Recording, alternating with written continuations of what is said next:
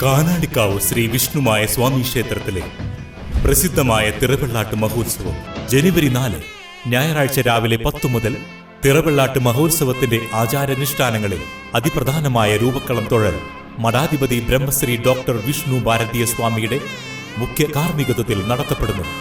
രൂപക്കള ദർശനം പരമപുണ്യം, രൂപക്കള സ്പർശനം പാപമോചനം, രൂപക്കള സമർപ്പണം ത്രികാലദോഷമോചനം.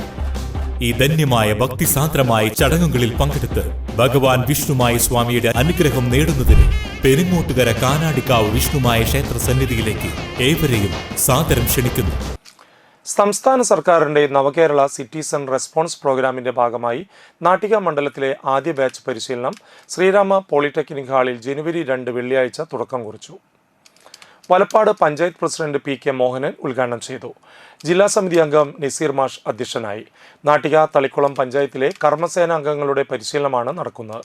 ചാർജ് ഓഫീസർ പ്രജീഷ് ജനൻ, മണ്ഡലം സമിതി അംഗങ്ങളായ തങ്കമണി IV, അരുൺ MV, അനന്തലക്ഷ്മി, സാജൻ മാഷ്, തീമാറ്റിക് എക്സ്പെർട്ട് ഹസന KH, നീതു KS, നവകേരളം ബ്ലോക്ക് കോർഡിനേറ്റർ വൈഷ്ണവ്, കില ബ്ലോക്ക് കോർഡിനേറ്റർ പ്രൊഫസർ മധു MV, മധുസൂദനൻ എന്നിവർ നേതൃത്വം നൽകി.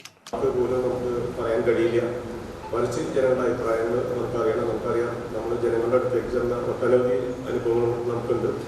നവകേരള സദസ്സ് നടത്തി മന്ത്രിമാരടക്കം മുഖ്യമന്ത്രിയടക്കം എല്ലാവരും ജനങ്ങളുടെ അടുത്തെത്തി അവരിൽ നിന്ന് വിശദമായ കാര്യങ്ങളൊക്കെ ചോദിച്ചറിഞ്ഞിട്ടാണ് മുന്നോട്ട് പോയത്. അതുപോലെ തന്നെ നമുക്കറിയാം, നമ്മുടെ ഗവൺമെന്റ് എന്ന് പറയുന്നത് പ്രകടന പത്രിക എന്ന് പറഞ്ഞ കാര്യം നമുക്കൊക്കെ എല്ലാവർക്കും അറിയാം. പ്രകടന പത്രിക അവതരിപ്പിക്കുമ്പോൾ സ്വാഭാവികമായിട്ടും അത് നടപ്പാക്കോ ഇല്ലേ എന്നുള്ള ഒരു ആശങ്ക പൊതുവെ കേരളത്തിൽ നിലനിന്നൊരു സംഭവം. പക്ഷെ എന്താണ് അനുഭവം? കഴിഞ്ഞ പിണറായി വിജയൻ സർക്കാർ അത് നടപ്പാക്കി കഴിഞ്ഞു.